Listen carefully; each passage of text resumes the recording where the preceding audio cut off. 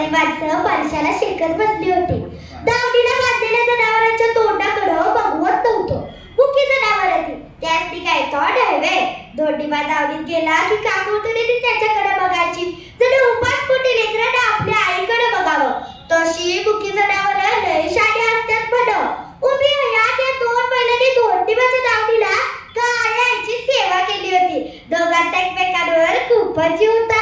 दावणीत केविलवाले तोंड करून बसलेल्या बैलांकडे धोंडीबाने बघितलं आणि त्याच्या पोटात कालावल्यागत झालं. दावणीत एक काडी सुद्धा नव्हती.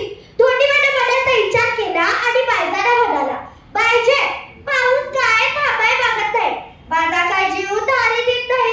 बैलांची बकायला लागलेली पोट बघून माझ्या पोटात चटणी बदलागत होतंय ग.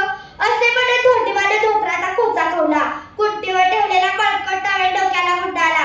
अंगावर गुटपाण्याचं पोतं घेतलं आणि हातात खुरपं घेऊन धो धो पडणाऱ्या पावसात बाहेर पडणार इतक्यात बायजा म्हणाली, आवडले तुमचं डोसकं फिरलंय काय? असं खुळ्यागत काय करतासा?